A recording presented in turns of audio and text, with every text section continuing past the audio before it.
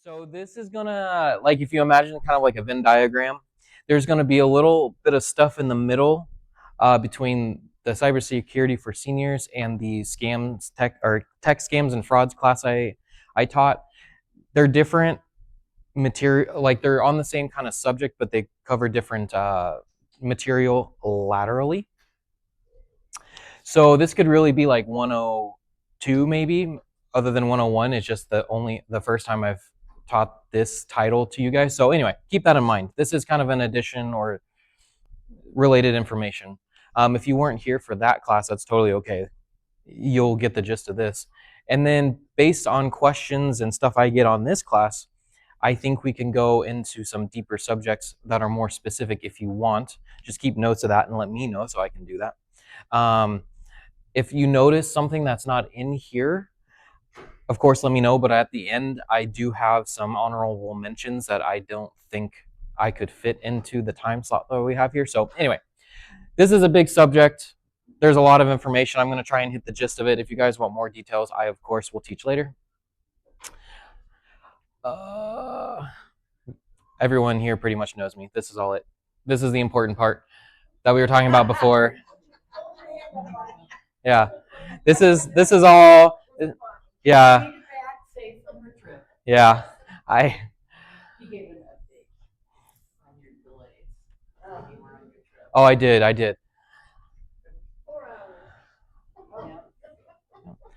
I keep forgetting to change the title of this slide, but this is just, again, let me know what how you feel about the content in terms of the topics and the depth I'm teaching, the quality of it in general.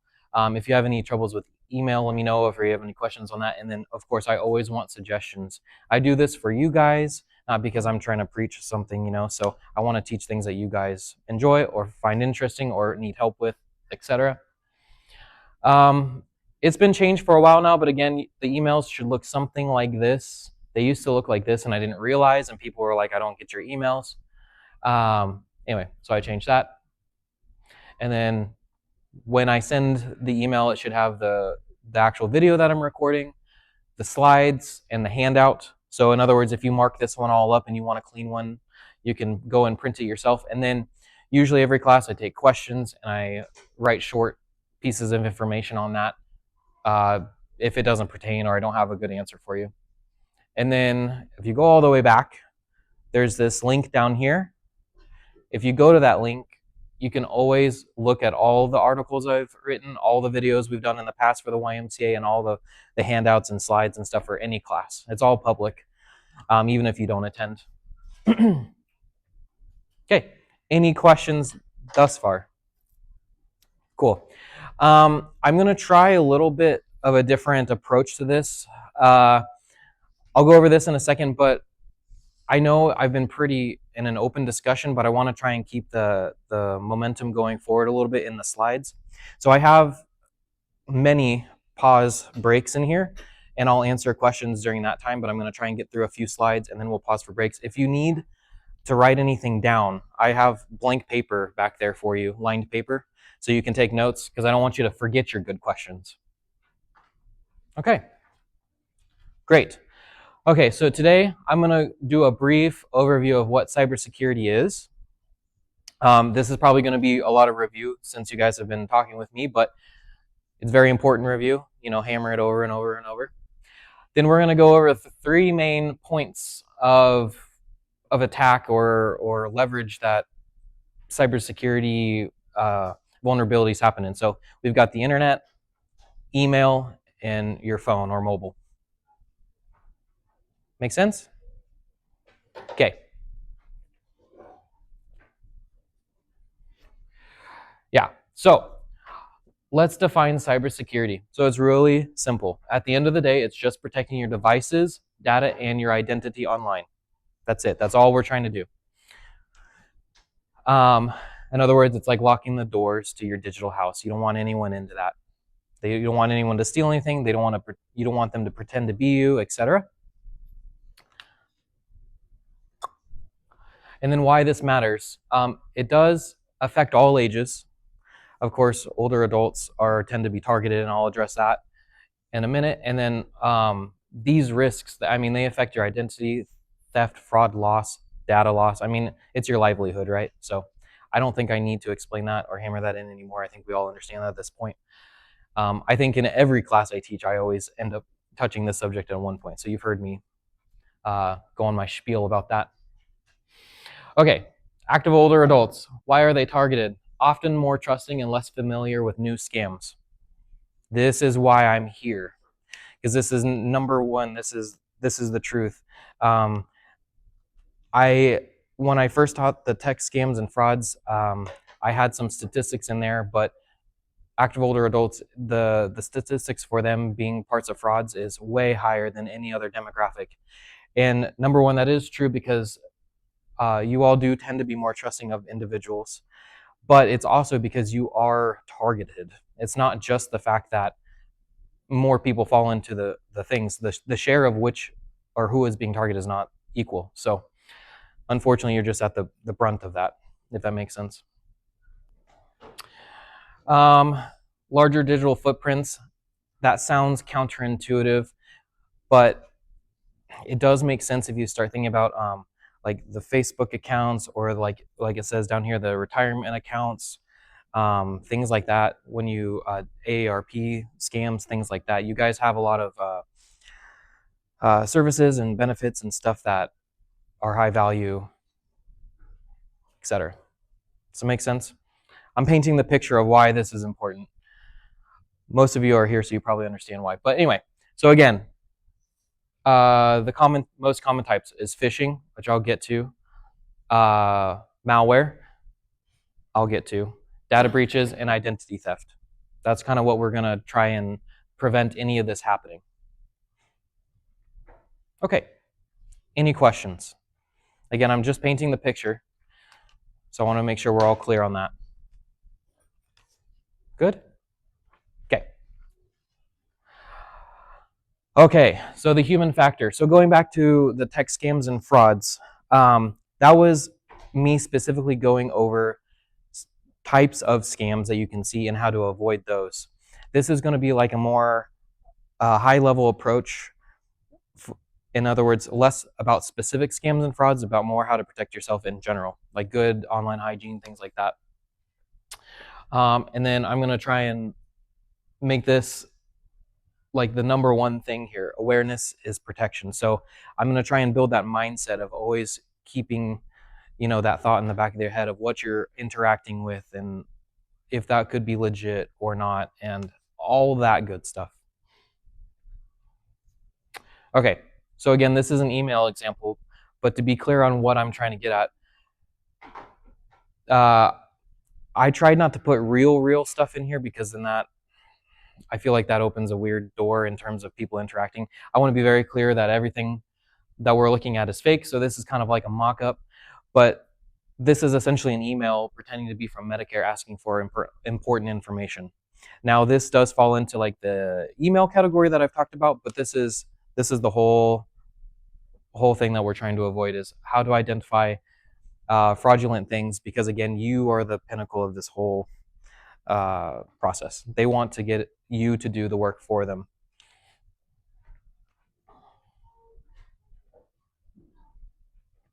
Okay, so just a couple key terms I want to go through you with.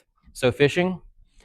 So phishing is a very broad word that is specifically used for email, but it's specifically for email, but has now been used in a broad sense to mean anything that is trying to trick you into doing something that you wouldn't normally, right? Malware is anything that affects a device, phone or tablet or computer, that makes it function in a way that it shouldn't in an attacker's benefit. Encryption, this is essentially scrambling your data so that no one can read it, right? So think of this back in like when they used to do like code in military and things like that, right? So this is just a really high level way of doing that. Two-factor authentication, or sometimes it is called MFA. MFA is the more used term now, but you'll see this a lot too. It stands for multi-factor authentication. I have said this term probably the most in any of my classes. So, but it is essentially saying if I say who I am, which is Dylan, and I give you my password, I want something else to prove who I am. And usually that is through like email codes, text codes. It can be security questions, anything like that. And then PII, probably the most important on this list, is personal identifiable information. First names, last names, addresses, etc., social security numbers, Medicare membership numbers, anything like that. Anything that's personal to you that someone can link directly to you. Okay, so again, really high level. Cybersecurity starts with habits, not hardware. And that's what I'm trying to teach, the good habits. Okay, any questions? Yes. Okay, you were talking about phishing. Yep. And then you were talking right below that about the two method authentication or whatever. Yep. Okay. Can the people that are doing the phishing, can they actually do their own version of a two-factor authentication? Yes. Yeah. You can just say 2FA or MFA. That's fine. If they're good enough in the phishing, is that something? Can you automatically say if they have that 2FA that it's not a phishing? Great question. I'm thinking of a thought to make this clear. So I'm gonna repeat what you said to make sure I'm understanding what I think you're asking.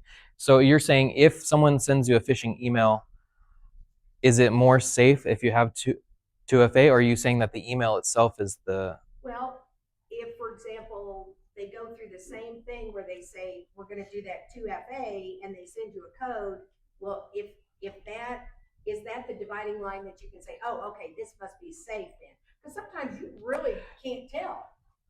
Yeah, so I think, and I apologize if this is not exactly where you're going, but I think I know what you're saying. So a lot of times what you'll see is, has anyone gotten, okay, so big picture here, always consider the context of which things are happening. So in context, have you ever gotten an email that is unexpected with a multi-factor code in it? Like, hey, you're trying to sign in, or sorry, we're having trouble signing you in. Here's your code. And you're like, I didn't request a code. iCloud's notorious for that. Yeah. Yeah, I've seen something like that. It's similar, Yeah. iCloud. So that can happen, which means that they are trying to sign into your account, whether they have the real password or not, who knows. But they've sent you the email now, and then without access to that email, they're not going to be able to get into your account. So the email or the 2FA, MFA, whatever that is, whether it's an email or a text message, that's what's saving your account from being compromised. So that's the line that I think you're referring to. Does that answer your question? Does that make sense? Mainly, I just want to know if the ones that are doing the phishing, can they come up with that 2FA to make it look real? Yes. They can, but okay, sorry. Also, great question. Yes, can they spoof? Can they fake the number? Absolutely, they can, but it has to match on. So, like, let's say Facebook sends me a code. Okay, now let's say that a hacker pretends to send me a Facebook code. That's 10123, whatever. If that code, they can send that to me and I can enter that. But if that code doesn't match what is on Facebook's side, it's not going to let you in. So unless they've compromised Facebook, which is unlikely, and then sent you a code that they have. In most of these codes, and that's not completely unheard of, but most of these codes, they expire in 30 seconds. So the likelihood of them being able to get a code from Facebook into your email and then have you enter it within 30 seconds without it changing again is very unlikely. So, but it's not impossible, but very unlikely that they're going to be able to send you a fake code and get in. Great question, though. I've never been asked that. Yeah. I've noticed just within the last couple of weeks that like Amazon and Facebook both, all of a sudden, instead of it just going there immediately, that I'm having to go through an additional step to do that. So I don't know if that's just an update that they have made to make sure that I know who I am. Yes. So more and more, multi-factor authentication was a optional requirement, just an optional function, let me say that, and now it is actually becoming more of a requirement by a lot of websites because it is so crucial. Um, I mean, I do this a lot, but how many of you have gotten a data breach letter in the mail, right? Oh, Yeah. So think about, not most of those data breaches, they don't have password leaks in them, but let's say that they have your email address, which is very common. And then let's say that you reuse your password, or your password has been compromised, or it's an easy password. What they do is they can go to your Amazon accounts, whatever, and log in or try to log in. But if they get lucky, they'll get in. If they have a multi-factor authentication, they're going to have to get really lucky twice. And the multi-factor authentication, with those numbers changing every 30 seconds, having to request them, it just builds that huge barrier between you and them. So it's becoming a requirement because of the huge security increase that it. Yeah. just in passing, I think it's probably a really good idea Mm-hmm. that that we watch credit card, that we can get on the site and watch almost daily instead of, and then when your statement comes, check it very, very carefully. Yeah. Because I had one that got into what I thought was a secure account, that on the statement it shows up, and of course then it just becomes a hassle, and you end up getting a card. Is what happens. Yes, I agree with that. Credit card monitoring of any sort is great. There are free ways to do that, of course, where you go in and look at it yourself. There's also paid versions that I have. There's we can talk about that. I don't want to give out too many names because it depends on your situation, what tool is better for you. There's also a lot of banks, like I bank with. I don't bank with. I have credit cards through Bank of America, and you can actually set up expenditure limits. So in other words, if it's over $100, they'll send you a notification, an email, whatever. So banks, because the end goal for any of this is to get to your money, banks have started guarding and giving you best practices to help you monitor your accounts like that, everything like that. So great point. Yep. Speaking about phishing, just Yeah. make sure you don't click on a link within your email. Go to the website directly. Yeah, we'll get to that too. I'll go in more depth about that. Cool. Any more questions? Okay. We're starting to warm up here. I know that the intro is a little bit like, yeah, I get it, yeah. But anyway, okay, so internet safety. So, are you sure? No last questions before I go on? I want to make sure all that's clear. Yeah. What's getting like on your computer, if you receive something on your computer and it's showing your name, but it's not the right person. Mm-hmm. It's come to you. Do you know what? I think I do. So that's a scam, or what is that? Let me get to the email portion. No, you're okay. Because I think that's a great question. Let me get to the email portion, see if what I have answers that question. If not, then say that's not quite, and then we'll go from there. But I think I might answer that already. So I'm not telling you I won't answer it. But anyway, so how the internet works. So the internet is a very big, complex thing. But what I mean by this is most of the time when we're interacting with the internet, it's going to be through a browser. Your phones have browsers. Your computers have browsers. And what I mean by browser, because there's been some confusion between apps and browsers and all those funny things that you use to interact with all the things you love, like Facebook and Amazon and Pinterest. But it's the Firefox or the Google Chrome or the Microsoft Edge, right? So those are they're just portals to view websites. That's it. So when I'm talking about the internet, most of the time I'm talking about through a browser. Is that clear to everyone?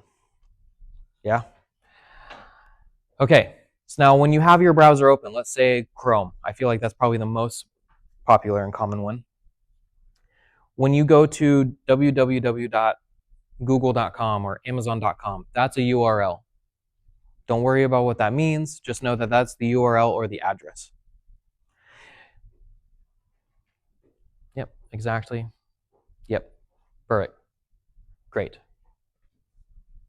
Okay, so again, we're going to look at URLs because this is I know this doesn't make a lot of sense now, but when we start getting into the phishing part of things and whatnot, you're going to start seeing how even this nice looking one right here, it's going to start looking weird, and that's going to be a good indicator of what's going on, right?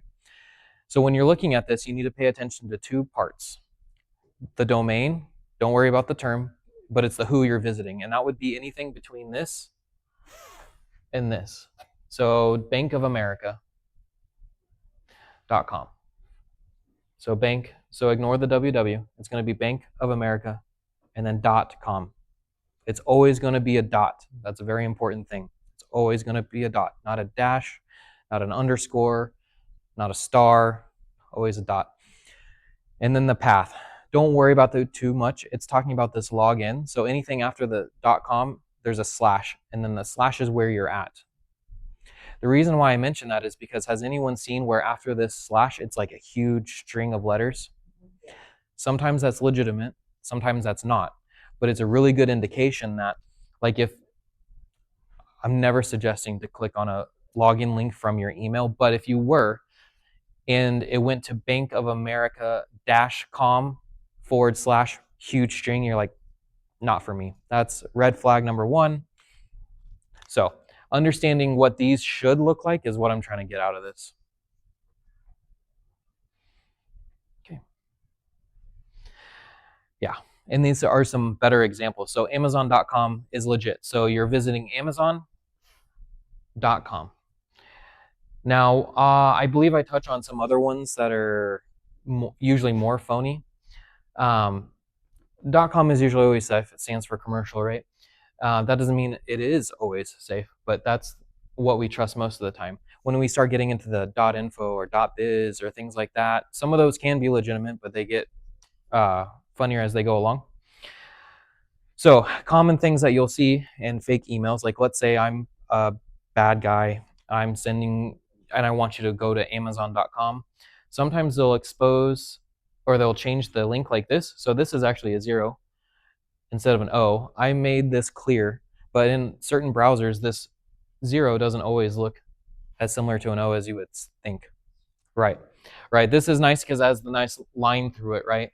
But it doesn't always print like that. So sometimes it looks very similar, so you have to be careful.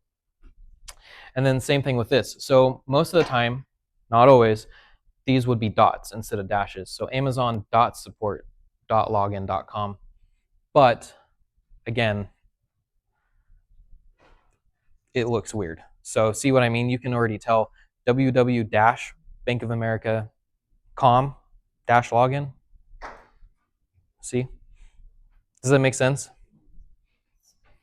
Go back there. Yeah. Yeah. So in other words, so www.bankofamerica.com, www-bankofamerica.com-login. It still looks clean, but it's not real, right? And then I also want to point out, see the S? Most of the time, when you're dealing with fraudulent websites, that S is missing, but not always. The S just means that it's encrypted. So it's secure, meaning that I'm sending my information to you and no one else can read it in the middle. But that doesn't mean that they're using the information for good, right? Hang on, give me 2 seconds. I know.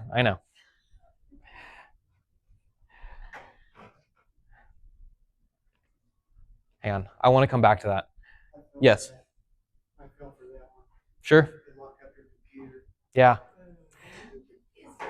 Is there any reason why the government can't shut down those fake sites that are like that when we have episodes like that? Which government? Philippines, Southeast Asia. The other thing is where can we report something like that? I'll pull up some report sites. There are definitely good reports, and I have articles on it too to report it.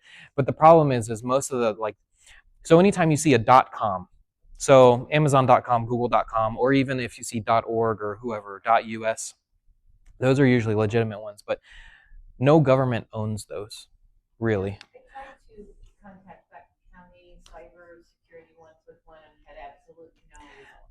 Yeah. That's a great place to start. Unfortunately, there's probably, I doubt most of it's a lack of willingness or wanting to help, but it's There's so much of it going on right now. I'm not saying that's an excuse, but a lot of times you're going to deal with someone who's probably getting 1,000 of these a day. FCC is a good one. AARP also has a reporting portal that you can do. I'm missing a big one. I can't remember. My mind went completely blank, but FCC is a big one. Yeah. And then there is an actual, I can't remember the specific department, but the Homeland Defense has a department for cybersecurity reporting and stuff. And we'll pull that up because that's a great question.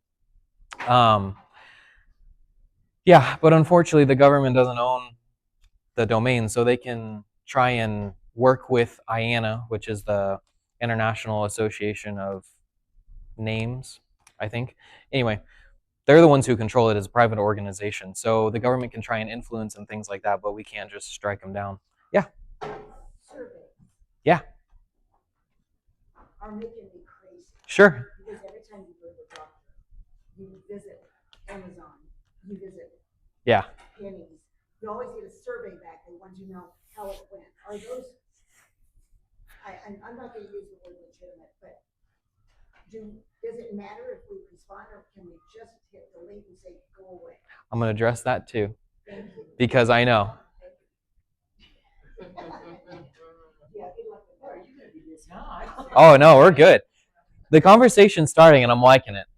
I think a lot of you guys are going to perk up as soon as I get to the email part. So I'm going to get through this because I think this is good foundation work, and then we're going to start rolling into it. But yes, always report domains. Domains, there is a huge amount of control that goes into who can register a domain that you can go onto the internet with. Like if you're going to a website through an address, there's a lot of checks and balances that go before you can register that. Unfortunately, things squeak through. And the amount that you see is probably only a fraction of the amount that squeaks through. But cybersecurity fraud is one of the largest industries in the world right now. So you're like, oh my gosh, there's so many domains out there, which is true. But the reality is that there could be a lot more. So Because they're trying to convert everybody to digital Yeah. versus being in the old paper version. True. I mean, this is kind of just a wave that we're having to ride, you know. It's the way it's coming, and that's why I'm here trying to make sure we can do it as safe as possible. But you're right, there is always a lot of risk associated when you're talking about stuff like this. You're putting everything online, right? And I know we've talked about this when we talk about going to the cloud and all things like that. But yeah. Okay. Any more questions before I go on? Okay. So on the internet, who has gotten the pop-up where it's like, oh, your computer's infected, it starts yelling at you, and it's like, call this number now? Okay, yes. I say always with an asterisk. If you have an antivirus program, never call a number that just pops up on your screen. That isn't always. But if you have an antivirus program like McAfee or Norton that says, hey, there might be a virus on your computer, and it's soft, it's not poking you and it's saying don't do it right now, and it's more of a soft like, hey, you should pay attention to this, that should gain your consideration more. What I'm talking about here is, and those of you who have experienced this, you know, it locks the computer up completely. It starts yelling at you. It makes you want to do something now. It triggers that spot in your brain that's just like, I got to run, get this taken care of. And it's going to give you a number, and you're going to call, and they're going to be like, okay, no problem. We can take care of that for you really quick. Just let us do this, and then we'll be right into your computer. And then that's where they get you, right? What about your text? If you get like something, your phone number, Mm-hmm. it says junk under it. Yeah, I'm going to talk about text messages specifically, but that's also a good point. There's tons of text frauds, and we'll get to that too. Yeah, never call the number or click the fix it button, right? Because sometimes the scam is to call you. Sometimes the scam is to have you go to a website and download something. Never good. If you have to, the best thing in that scenario is to shut the computer or turn it off, and then either call a professional or someone you trust, or if you feel confident. In other words, turn it off. Yeah. And call Dylan. Yeah. No, you don't. I would be more than happy to help, yes, but you don't have to call me. Anyway, this is like the number one thing I hear all the time, and it's very scary because people call me frantic, right? But it's usually telling Correct. What did she say? She said usually these messages are telling you not to turn off the computer. Oh, They yeah, already you said that. answered. Yeah, because usually that disables the whole thing. So really, if you want to know where this comes from, is I know everyone's going to know, but you know, any website you go to now, you know how you're like bombarded with ads. Okay, that's another one of those things. Most of those ads, there's different service providers, but most of those are put on by Google. Like Google has that as a service. And then they have a huge filtering where they try to make sure none of that stuff sneaks through, but of course, sometimes it does. And usually what happens is, has anyone heard the term cache or cookie? I've said it a lot, so I know. Sometimes those malicious ads will store that little image as a cache or a cookie in the voice, and then it'll play. It's harmless. It doesn't do anything to your computer. The harm is you calling and then giving them access to your computer. So again, to reiterate, you're the leverage. If they can't control you, then 90%, 99% of their leverage goes away. So any questions on that? Going back to Yeah. the website, Discover sends me an Mhm. email each month, but it doesn't have the www or the HTTP. Let's go back because that's a good point. Sorry, I'm going forward. My mistake. Okay, so you're talking about it missing this part, right? Right. Okay. It doesn't have HTTPS. That's a lot. That's locked. What is it? The HTTPS. That is correct. So this lock does mean that. So as long as you see the lock, the HTTPS:// is there. But if you're missing the www, that doesn't necessarily mean it's a bad website. That's an older convention that some sites are using now. A lot of them are dropping it. The really important part is everything that's in between this and this. So if you want to think of it like this, the internet is just a huge list of directories, like a phone book. You go down, and so .com is like the A's. So you go to .com for the A's, and then you go down Bank of America. So as long as and then once you get to Bank of America, you can go down even further than that. But most of the time, websites aren't using that anymore, and that's a great question. So that doesn't necessarily mean that that's bad, because as you see here, it also has it, but it's got a dash, or see where it's missing the dot for .com. So this side of the URL or the address is the most important part to pay attention to. Yeah, absolutely. And that's for any link. That's for if you're just browsing on the web, that's for email, text, whatever. I'm going to switch to this side for a little bit. Any other questions? Okay. No one's sleeping yet, so that's good. Okay. Yeah, okay. So in any of these scams, you're the leverage. And the number one leverage that they like is urgency. They want to rush you. They don't want you to think. When you think, you become a lot more accurate in assuming whether that's real or fake, right? I know this seems ridiculous, but this happens a lot, or I wouldn't be talking about it. People see it and they're like, "Oh yeah, I got to get that." You know, everyone wants a deal, right? But you have to, which is fine, but if it's too exactly, if it's too good to be true, it probably is. So be careful with that. This is a very specific example, but it is used a lot, and again, it's creating urgency. Miracle products, yeah, exactly. Okay, so this says safe shopping because I feel like this is what we do a lot online, but this is for banking, shopping, whatever, anything you're interacting with online. Look for known retailers or known banks. What I mean by that is there's a lot of, and we're on our mobile phones too, there's a lot of sites or websites that'll say this is for sale. And you're like, okay, it's not like a, hey, get this free now. It's just like, oh, this is a product that we sell. And you're like, okay, that doesn't seem too sketchy. And then it takes you to a website that kind of looks okay. And so they trick you into thinking it's okay. And then they get your payment details. And then they can do what they want with that, or you know what I mean. So always go like, and what I mean by known retailers Amazon, Walmart, etc. If you think it's legit but you don't know it, reputation is always a great thing.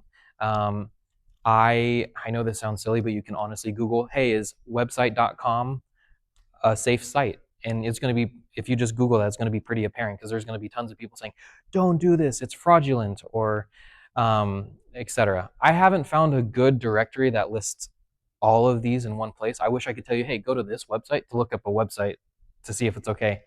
But that's to be aware. So use your resources, research, talk to people, see if it's legit.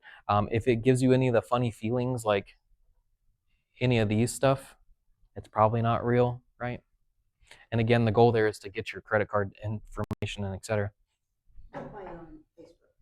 Don't buy on Facebook. Yeah. That's a killer. Yeah. You know, because it's probably going to ship from China. Yep. And if it fits, good luck with that one. Yeah. Even if it was real, you may have a bad experience. Yeah, but it looks like something that's the miracle type thing that you had on there. Yep. Write down the name of the product. Go out and double check it. Amazon. Yes. Yeah, so the Amazon is anything that if it doesn't work, you can maybe send it back. But the idea of just because it says it's a miracle, because I've done that and I listen, but I don't click. Yeah. No, and that's great advice. And that is a concept for shopping, but something you can take to anything. And that's kind of what you put it into better words than I just did. But when you go for known retailers, you can look for a product or something, and you can go, instead of buying it from that one, like you just said, you can look for it somewhere else. And that's same for services. That's same for 100%. 100%. Yeah, exactly. Again, even if it's not free, if it's super cheap, any of that too good to be true, any of that. And that's it's not always buying stuff too, right? It's winning prizes or having this opportunity, or for the people who are in the job, like looking for jobs, which I know isn't,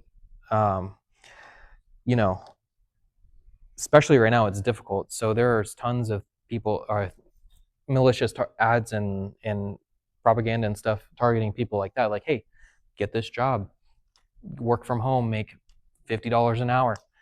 Yeah. Text things with jobs. Yeah.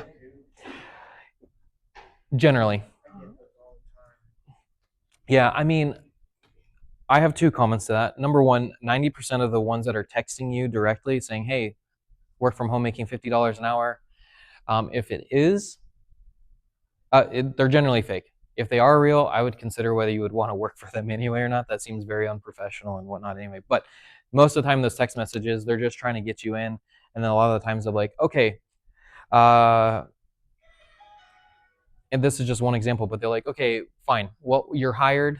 Maybe they'll do a small interview with you, like through text or whatever. And they'll say, okay, we're going to send you $100, $500 to buy your equipment. And then they send you the $500 in an e-check. And then you go out and you spend the money, and then the check bounces. I've seen all sorts of things like that. So sometimes sometimes they ask for you to send them upfront money for your. Not necessarily if you cash their check, but there's different ways that they can do it where they steal your money, is what I mean. I've been on vacation once and they were the first day after 2 weeks. Luckily, I brought my Discover card, but I got my debit card skimmed. Yeah. I don't know how it was someone. They want to buy you. Get it? They have those little things at the ATMs. Yeah. Sometimes, I had that done signed. You put your thing in and put your debit card number, and then they have it. And they're very fast at it too. Yeah. There's two common ways that happens. Number one is the skimming, where they essentially you're using a legitimate device, but they put a reader over it. So in other words, let's say you're going to a gas pumps are super common for this because they're public and no one really monitors them like that.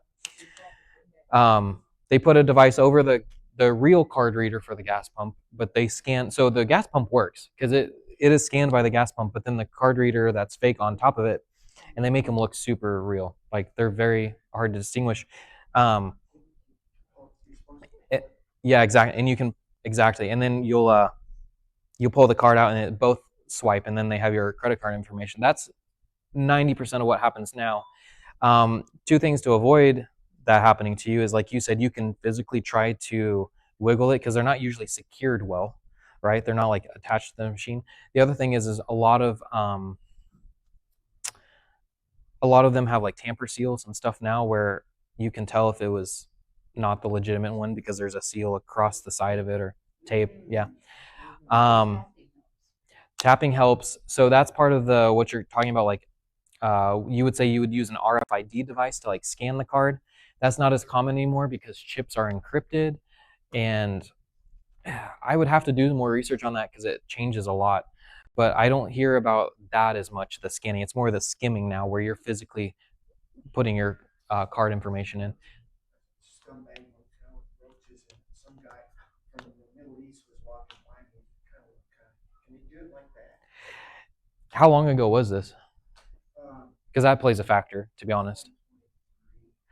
I I'm not going to say it's impossible, but I don't think it would be as likely as maybe somewhere you scanned or swiped your card. That's why we don't like to swipe our cards much anymore. Like actually swiping your card, I don't know anyone who actually like any retailer that makes you swipe your card anymore. It's usually the chip insert or the RFID, like the tap to pay. Like when you actually swipe it, like when you yep, when you swipe the card, like you know the magnetic band on the back when you used to swipe the card. Yeah,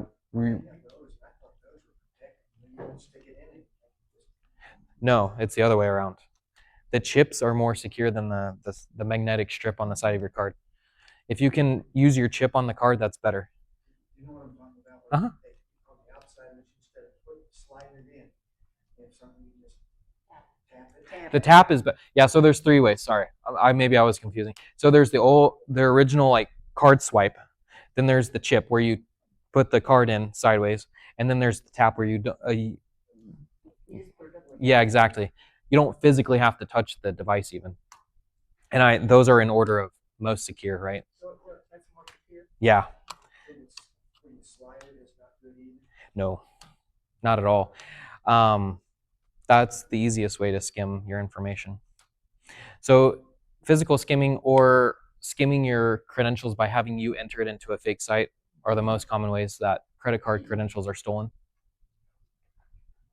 Pay with credit, not debit. I think most of us know that. Credit card companies can usually fight fraudulent charges more than debit cards are. Debit cards are your money.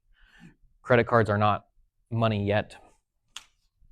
I'm sure you all know exactly what I mean by that. Use your browser to save bookmarks. So what this is if you go to your bank, bank.com all the time, it is in theory more safe to click on a bookmark that you've always had saved that goes to the exact place rather than searching for your bank, because there are certain tactics, like I was showing before, where if you Google Bank of America, sorry, I was going the wrong way again.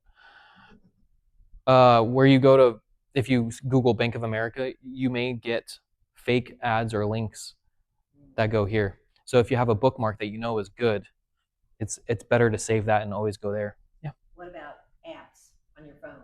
Are App. those safe? They're generally more safe than Googling or going to websites. Yes, it depends on specifically what app you're talking about, but yes, if you The bank app. yeah, if you're on an iPhone, Android gets somewhat more questionable just because you can download apps that aren't legitimate on Androids. It's a lot harder. So I doubt anyone would do it accidentally unless they were trying to be scammed. But generally, if you download the bank app on your phone, that's going to be the most secure way of doing that on your phone. Yeah, it is true. And if you try to go, like, let's say I'm here at work or whatever, and I try to go into my bank from here, and it's not a secured website, isn't that making it vulnerable so somebody else can actually hack into it? I think there's a big misconception on using. Hang on. I want to make sure I'm as clear as possible. It is generally a better idea to use a secured network with a password to do banking and other financially sensitive items. But that's not because your connection to the bank is not secured. No matter what Wi-Fi you're on, if you go to bank.com and it says HTTPS, your traffic is being encrypted, even on an open network. Though there are really smart people that can get around certain things like that if you're on the same network. It makes it easier for them to leverage that. So what I mean by that is if you have to, you're probably okay, but don't do it unless you have to. There are better ways to do that. If you're traveling, mobile hotspots are a good way. I would say VPNs, but they really provide the same type of encryption things. They're not the same. So I would just try to avoid it. Yeah, sorry. Okay. 2 more slides and I'll answer questions. Again, I didn't find a fake website because I didn't want to promote a fake website. But anyway, websites that are fake, like let's say you go to Amazon.com, right? They're going to make it look pretty real, but you have to pay attention to like the images and logos. They're not going to load right, or they may look funny or fuzzy. Layout and spacing, like if you start getting a sense of like, I don't think this is right, trust your instincts, right? It's going to look different. They're getting more clever. Of course. No, they are. They are. And that's why I feel like I'm going to get to the email stuff because email is still the number one, right? But I'll get to that. Yeah, always look closely to your address bar and before you click on anything, buying, services, whatever. Okay, any questions before I get to the email? I know I'm going to have tons of questions there. So I have noticed something on Facebook, and I think it's a good idea. If you're going through Facebook and you click on something and it takes you someplace else, there's a message. You're leaving Facebook. Is that what you want to do?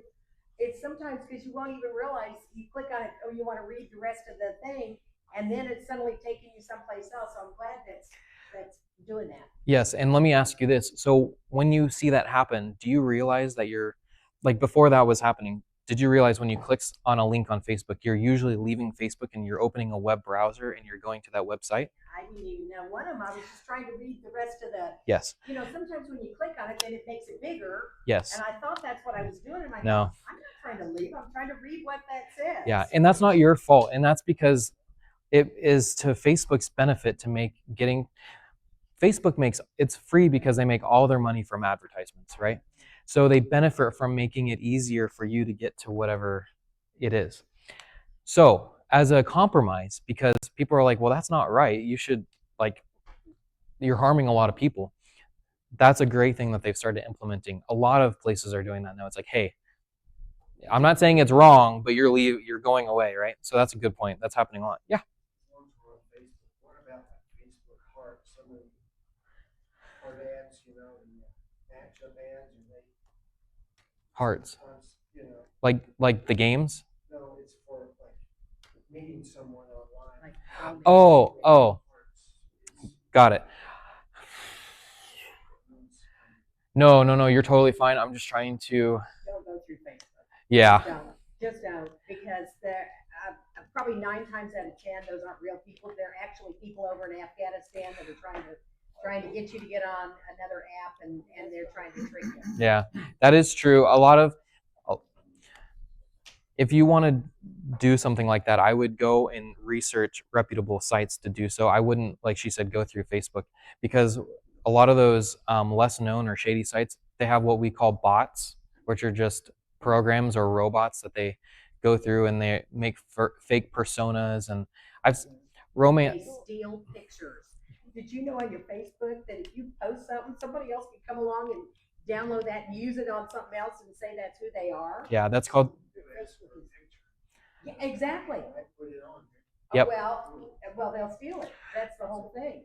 It's Hang on. And if you're going to be talking to anybody, I always say send a picture, but tell them specifics, like with a coffee cup in your hand, with a clock in the background. That way they can't fake it. Yeah. Yeah. Okay. Sorry, there's a lot to unpack right there. Yeah. No, you're good. That's all true. But let me summarize that. With anything, this is anything. If you want to utilize a service and that's the service you're going, you always want to do your research. never follow the rabbit hole is what they're trying to get you to do. They want you to click on this and then put in your information and then upload additional information. And then, like I said, specifically for that case, we call them like romance scams or things like that. They want you to go to, what's that, chat, Yeah. Yeah. CBT. No, this one's the one, it's a different, talking. Yeah. What's the There's name of it? tons of them right now. Yeah, and it's usually one that they, no, it's international, but you can use that WhatsApp? instead. It's, yeah, WhatsApp. What's it? Yeah, that's the one because it's international and yet they can hide their identity that you won't see that they're coming from another country. It'll look like they're coming from a zip code close to you. It's called WhatsApp. WhatsApp. WhatsApp. Which, yes. Yeah. Yeah. Okay. Hang on. So, blanket statement. Okay. There are very few bad tools. There are many ways in which you can make legitimate tools do bad things. WhatsApp is a huge thing. WhatsApp is a great piece of software. It is also great at scamming people. Internet is a great piece of software. It's a great tool, really good at scamming people. And that's what I'm trying to hit home. It's not about the tool always, it's about how you're interacting with it. And that's what I'm really trying to teach. So you're right there. So again, to use sites like that aren't bad, but you have to vet them, use ones that have really good reputation. And you always have, even when you're using the good ones, you always have to be aware of situations in the context that make you feel uncomfortable. These kind of scams happen a lot, whether it's on Facebook Messenger or dating sites or anything like that. What they do is they get you comfortable, whether they're a real person or not. They get you comfortable, they make you trust, and then they ask you small questions at first. You know, they build you up, right? It's like a snowball, and then they're like, oh, okay, well now you know me so well, give me this smaller, bigger piece of information, and you're like, okay, and then nothing bad happens. You're like, oh, okay, Money. Or money. yeah. I mean, I get this.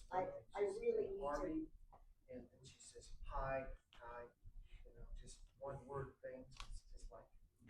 Yeah, and usually that's a pretty good sign because they're just wanting to get in, get the job done, and get out. So careful. I'm not saying any of the, always use reputable ones, but even on reputable ones, you have to be aware of the context and what you're doing. Yeah. As somebody that Messenger particularly, Mm-hmm. you know, because they will maybe get your name from somebody else that clicked, and they get into their list of people, and all of a sudden I get this that just says hi, and Okay. and a lot of times I've looked at those names or something, and would you believe they're always a really good-looking guy? Sure. Yeah. Absolutely. And they're serving in the army and And they can't make it home and they need to get Yeah. Yeah. Yeah. You're gonna go. And they're like a captain or something like that, but their account has been frozen. I'll get there. Thank you for coming. Okay, I want to hit this really quick.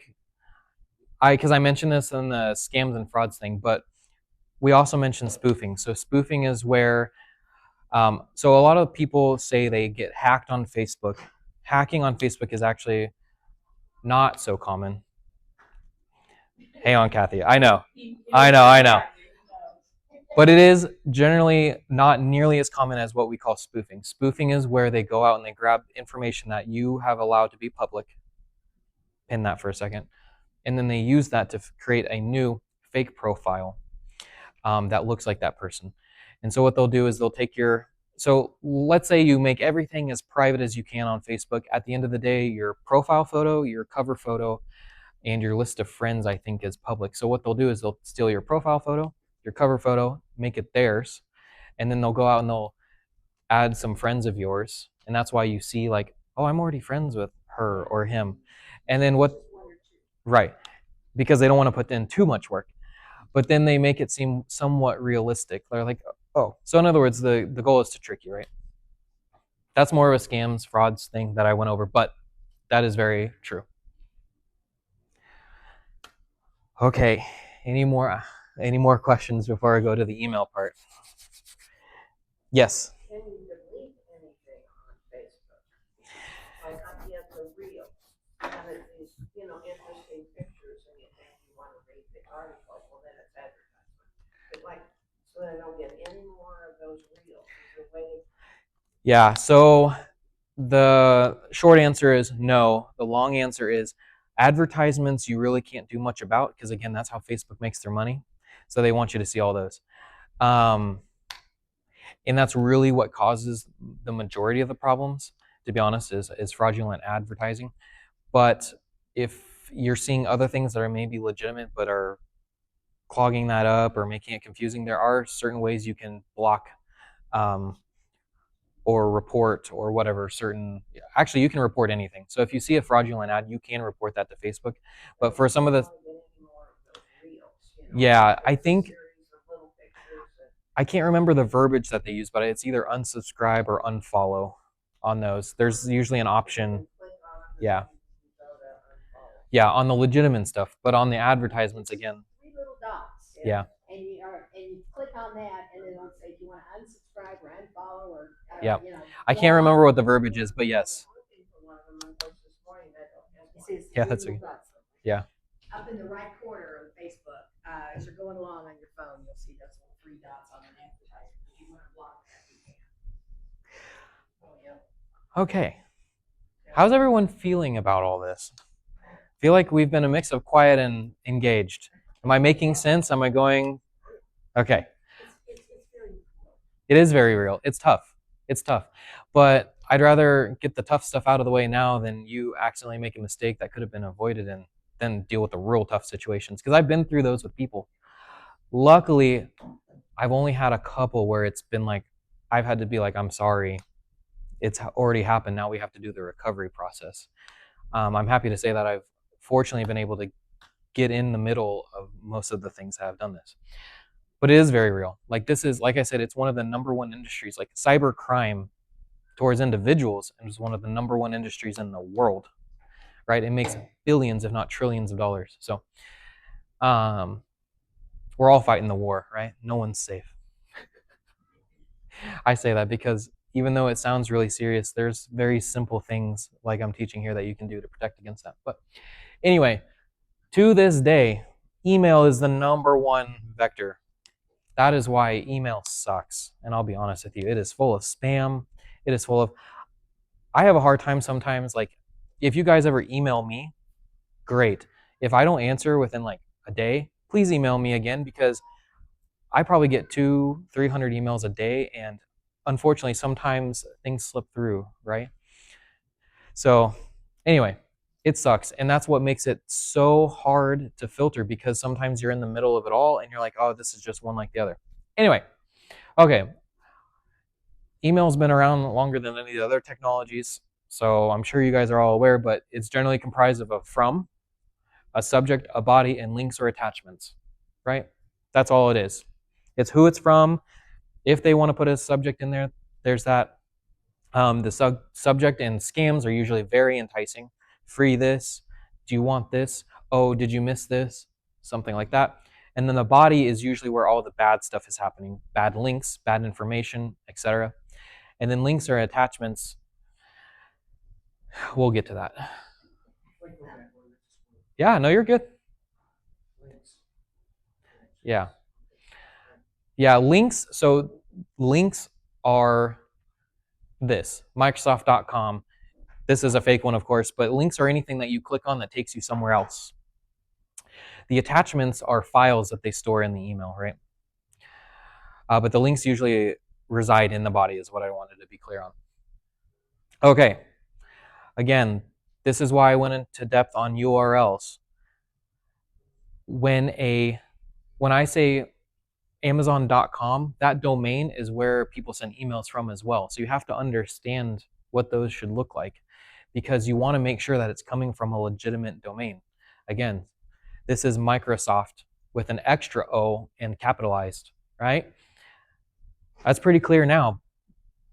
But imagine if you were just in an email. Yeah, so display name. I didn't have a great way of showing this, but there is, when you look at an email address, it's going to say it's from someone. We call that the header or the display name. But a lot of times if you hover over that name, you're going to see the actual legitimate email address that comes from. If you ever want a safe test, just not to click on, but just to look, the emails that I send for this comes from a third party that I use to manage them. So it's going to say my name. Actually, I'll go back really quick. Hang on. This is a good example. Promise it's worth it. Okay, so see how it says my name there? That's who it's from. But if you were to actually look at that, hover over it, or open the email and look at it, it's going to say it comes from MailChimp. Something at MailChimp.com. Yeah, okay, perfect. So see, this is the display name. So you're going to see it as this, and this is the actual address. Right? So again, I am legitimate. If you believe that. But you do but you do have to be really careful at paying attention to what the actual email address is. Not who they say they are, but where it's actually coming from. Somebody had pointed out to me that one of those came up like that, Mm-hmm. had the word Muslim in it, Sure. which was completely different from what the other part of it seemed. Yeah. Yeah. Very common. I mean, spoofing, giving display names and spoofing real addresses is the most common way to disguise that, because you don't really pay attention to the rest of it, right? And now when I'm saying this, I'm like, you have to be aware. Like, obviously there's certain emails you get every day. I'm not saying you have to go through I'm not saying you have to put everything underneath a microscope, but if an email seems weird and you're already kind of on the edge factor, looking at this is going to tell you right away, yep, you're done. I have a question regarding Sure, that. yeah. Okay, so you're going through, and what if you kind of just accidentally click to open it? Is that already starting the damage, or do you have to click on something in that email to make it bad? Generally speaking, if you're iffy on if an email straight up looks like fraud, delete it. If you're iffy, generally opening the email itself is safe. Clicking on any attachments or links within the email is where the damage starts. Okay. There are very few edge cases where actually opening the email will do anything for you. I think the worst, excuse me, sometimes they can embed images that are downloaded in emails. So the most common damage would be to, like, those scary pop-ups that you get on ads again, where it's like, hey, this is your computer's infected, call this number. That's really, I think, the worst average thing that would come out of just opening the email. Really, the damage starts when you click on the link, download the attachment, or call the number. Yeah. Anything that takes you outside of the email. Sometimes when you open an email, it'll give you a warning. Mm-hmm. It'll say something about this is not secure, or it'll say something. Yeah, it depends on what email service you're using, but again, another tactic they're using to secure or make you more secure are saying, like, hey, this sender's never sent you an email before. Hey, this person's not in your contacts. It's possible spam. Yeah. What's the worst? I have Yahoo, and Francis use another. I don't have. That's today. I just thought I'd go out and look at one. Yeah, thank you. I know. I get so many stuff on every half of this crash. I hate to tell you, but if you're using a public email service, like a free email service, you're gonna get public spam. Yahoo, Gmail, Outlook. I know. I hate to say that, but it's just the world we live in. So there's not really a better email service, I think, than the other in terms of, like, getting spam and that. And I use Gmail, right? So I'm in there with you too. But okay. Quick question. Yes. If we've used the same Gmail account for 10 years, we'll say. Yeah. Should we get another account? No. Should we set up another one, or is that? How I approach that question, my thought is it going to change whether you're able to get spam or phishing emails? No. Will it potentially temporarily decrease the amount that you get or the volume? Yes, maybe. But at some point, I consider email addresses public, to be honest. Like when you're considering it, I don't consider them private. You should not give them out to people. I'm not saying it like that, but to assume that no one can get access or can send you an email is not a good assumption. So at some point, what I'm saying is it'll be the same. Yeah, it won't be 10 years the same, but it'll eventually, as soon as you're on an email list somewhere, you're going to be there. So I don't see any huge benefit from switching, because changing your email is a pain, right? Because it's on everything, almost everything. Okay, I'm sorry, I forgot who asked. Spam versus phishing. Or when we talk about emails, emails that are unwanted is spam. Emails that are unwanted but trying to do harm to you is what we call phishing. Phishing means that they're looking for information. I think that's pretty clear, but I get a lot of confusion on the two. Spam can generally be dealt with. Phishing is usually fraudulent and they're breaking the rules anyway, right? And they're I get that spam, put it for spam, but that doesn't do any good on the computer. sometimes it doesn't. And I'll get to a couple tricks that you want. And I don't mean, and sorry, I didn't mean to laugh at you. What I was laughing at is it's email. Email is just it's very unfortunate. What was that last? Spam is annoying, but on the last. It's annoying but mostly harmless. So spam is like people trying to sell you things, surveys. Fishing, I never Yeah, don't understand that. phishing is what we're talking about when they send you an email saying, "Hey, uh, get your free iPad," and you're like, "Great, I would love a free iPad." And then, Lawnmower, riding lawnmower. yeah, yep. And then you go there and you're like, "Yeah, all you have to do to get this free lawnmower is input your address and your bank account information, and we'll get it right to you. We'll just make a $100 deposit to make sure it makes it." Okay. Any questions thus far? Okay. Okay, attachments. This is very difficult to make clear in my mind in terms of teaching someone because there's so many different variables that can go into this, right? In a perfect world, I don't think anyone should be sending files and attachments anymore.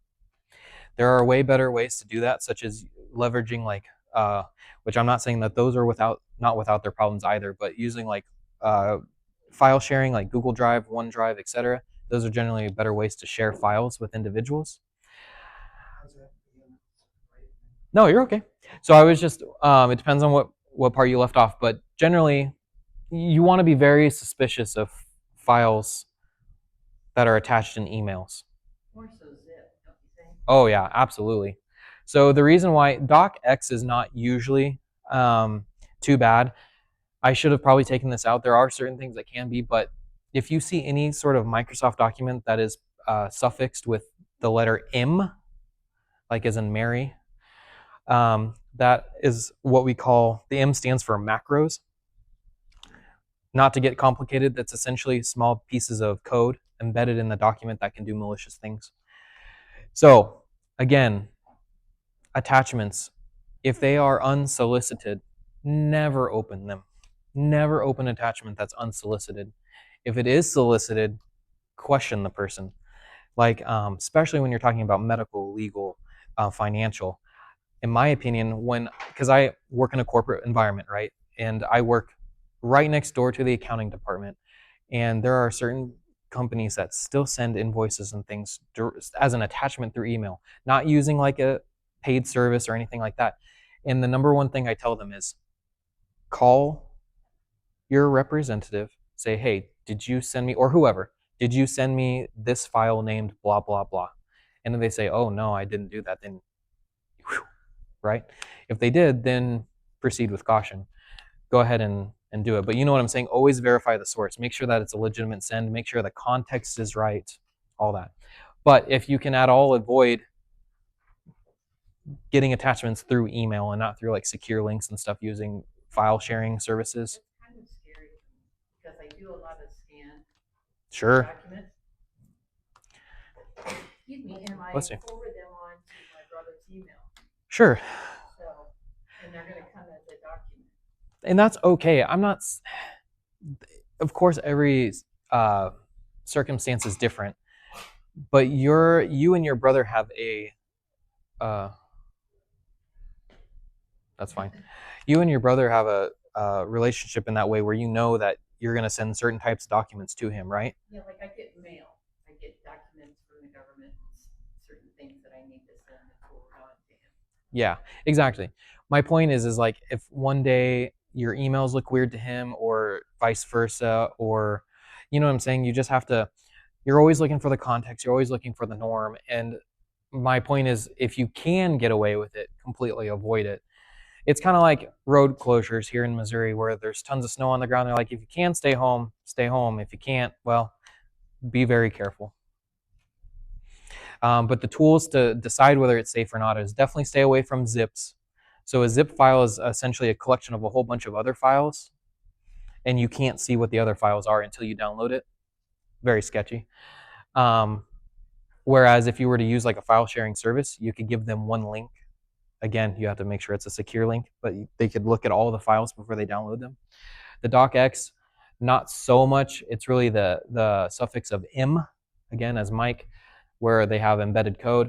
PDFs aren't so bad either, but new age PDFs can have like functions and stuff behind them, just like other documents. So again, Something specific with the PDF that you look for? no, not really, not really, because once you download it, then because have you ever had a PDF where you can Most of the PDFs are read only. most? That's the keyword, most. There are some, you know, and I have an app that reads the PDF and allows me to insert into that PDF. Right. I have a question, mainly it's on the outgoing. A lot of times doctor's offices, you can now sign in ahead of time and do this, and they have the documents and you can sign it on there, and it's all, it's, I think, a website, I'm not sure. But the thing is, they want your insurance card and they want you to scan it with your phone and then send it through something like that. Is that dangerous? Or they've asked for it, they want it that way. Yeah. Is it like through an app? It'll be coming through the hospital app or the Yeah, doctor's it's office. They send you a link. Yeah. It's a third-party service. Okay, so the truth of the matter on that, is it probably okay in that circumstance? Yes. But is that a major thing that someone can spoof to try and get your information that way? Absolutely. Exactly. Usually they'll say, we've got you, you know, you've got an appointment on this date. Have you filled out, and usually it's like a portal or something that they use, but then, I Yeah. have had it where they, you know, they'll say, go ahead and scan it. You're, I guess, on some other, it must be the portal. Yeah. Is that, are portals safe? Yeah. No, not always. Yeah. Yeah. Because I had that happen, I had an eye appointment last week, and Yeah. I think every day for like 4 days, it would come through, and I would not give him my insurance information, he would get out of more than because it's coming from the phone. And I finally, called him, are you expecting me to do the same thing? I'm not. Yeah, third time was the word bus. Yeah. And I just, and then when I got to on the other side, well, I'm sure. Okay, doctor. I understand the other side because that's part of our medical software. Right. And that's what I do. Yeah. Yeah, you can just hand it to They them. want to do it digitally. It's going back to the digitally versus the I get paper. that phone call saying his grandson was in a car And wreck. then they have to pay someone. Yeah, I'll get to that too. So that saves their staff time. Yeah. So, okay. I'm sorry, my phone was dying, so I plugged it in. And an attempt to save the video. But We got off. no, you're okay. It's a very good point. So, again, I can't say for certain. Are portals safe where you just go to a website and you upload information? No. As a blanket statement, no. You should never just go to an unfamiliar place and enter a whole bunch of information. How we can determine whether it's safe or not. Context. Were you expecting this? Is it a legit appointment? Does it seem real, right? Or no, not or, context, and then verify. Call the place directly. It's like, hey, I am at this place. And then still there's some risk associated with uploading your information to a portal, but anything you can do to try and verify the legitimacy is going to be good. But no, I would not, without all that information, I would not trust anything that just sends me a link asking for vital information to be uploaded. So basically, if you know that you have an appointment coming up with your doctor, your eye doctor, dentist, whatever, and they tell you beforehand, we're going to be sending you blah blah blah. Yeah. You'll need to upload this particular portal, and then you'll add your information to it. Usually, most times that's usually legitimate, because when you get into Yes. the office, you'll find out that you don't have to do all that paperwork. Yes. That you typically would have to do. Yes, 100% true. The only comment I want to make is that you still, even though it seems legit, and it probably is, you still want to be super aware, because there are rare cases, and I've seen it happen, where these kind of scams are fraudulent and they happen to come in at about the same time, and you just happen to pick the wrong one. That's all chance. That's not like they knew or anything like that. That's just common. Hey, you happen to have doctor's appointments, right? But generally, yes, the context of, you know, what's going to happen, they told you it was going to happen, it looks legitimate, is mostly safe. Okay, link safety. We went over that pretty good in the internet part. Again, if it looks weird, it's probably weird. And don't click on links from, a lot of emails have good links in them. Unfortunately, we have a lot of bad apples that have made it all. My suggestion is, if you ever feel uncomfortable, never click on the link from the email. If your bank says you need to change your password, which is not as common anymore, but anyway, if your bank says you need to change your password, I would not click the link to go change your bank password. I would go find the legit website for the bank using the skills that I've taught, and then do it there. Just bad practice to click on everything through emails if you don't feel comfortable doing so. Phantom clicker.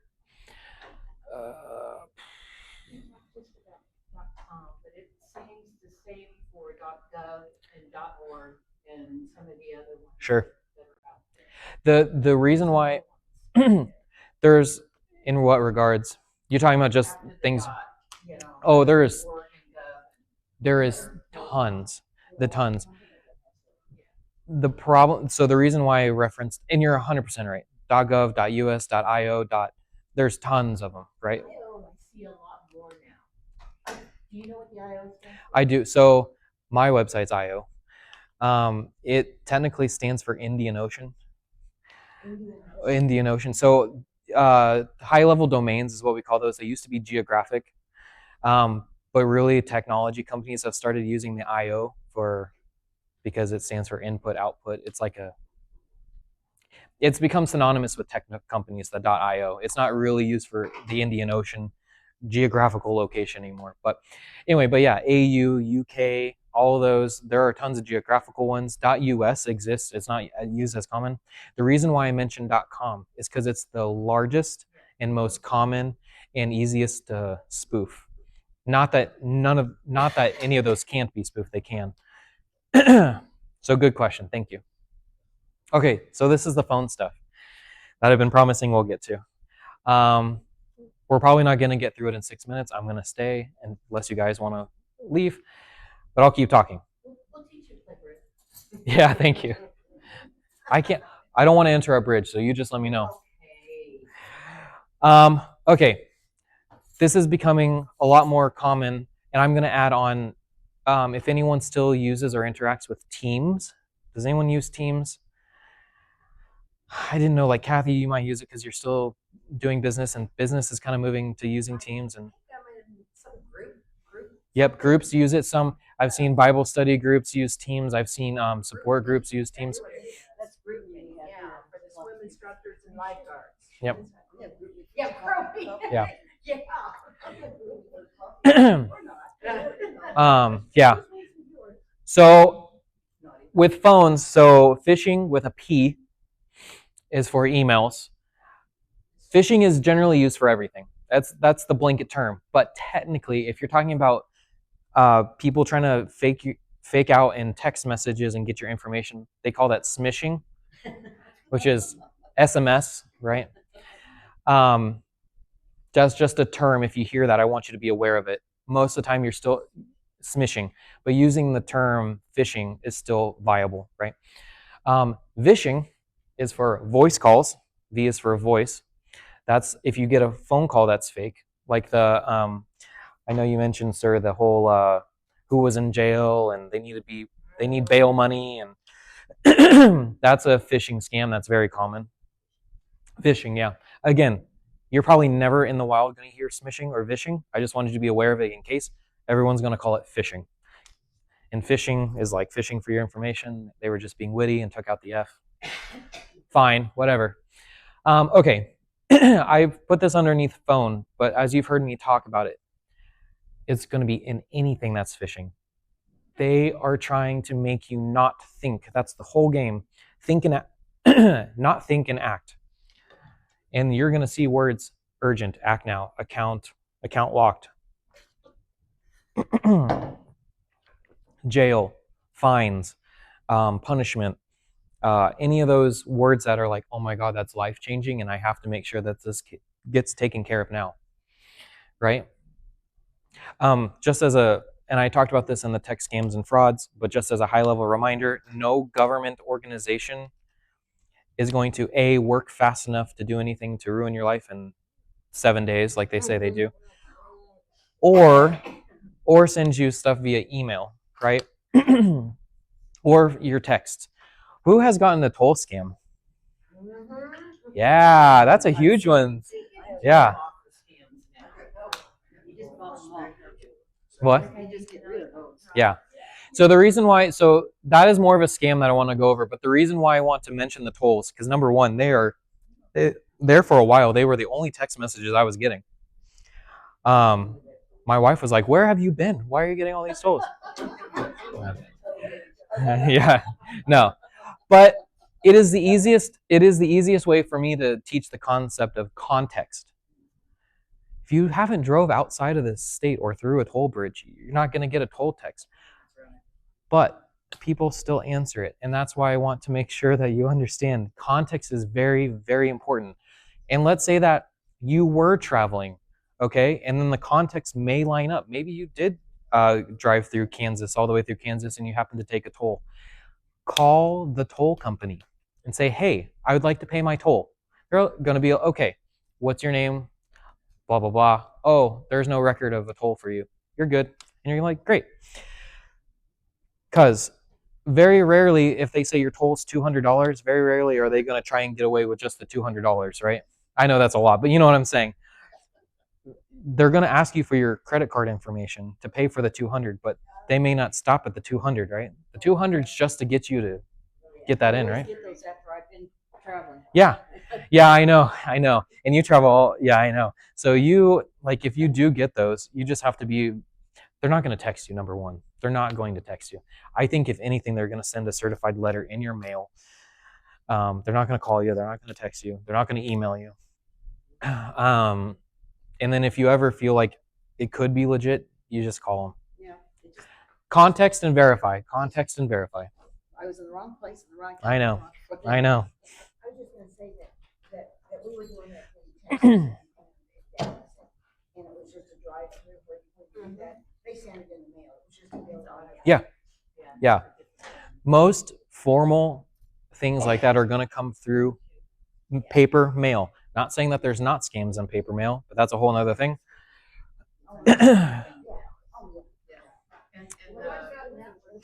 This one? Yeah, so these are some common ones. So your package could not be delivered. Please update your address. Yeah. Can we stop those, other than going in and going up to information and blocking the contact, and then you come back and report and delete? I don't know what else I can do. I don't know. It's probably somebody from Bridge. We're just wrapping up. We were told we have this room at 11:30. Okay. Sounds good. Thank you. You're welcome. I don't know. Anyway, I think she's here for Bridge. Hey, what if you get a call, just, and your cell phone, it tells you to call, and you're tempted to call it? Is that, if they don't leave a message, it's just best. Yeah. So 90%. So it depends on what you're concerned about. But if they call you and even leave a message, hang on. A lot of phone calls, like most of them nowadays, are fraudulent. So unless no government, no association is going to send you a call saying that they're going to collect money legitimately. So if you do think it's actually concerning, like let's say that the county fake, the county gives you a voicemail saying, hey, you have this fine or whatever that needs to be paid. Don't worry about the phone call that called you. Call the county directly. Ask for them. Say, hey, I got a call that whatever, and they're going to tell you it was a scam probably. But that. I'm not really skipping through stuff. We pretty much hit it all in different parts of it. But are there any last questions?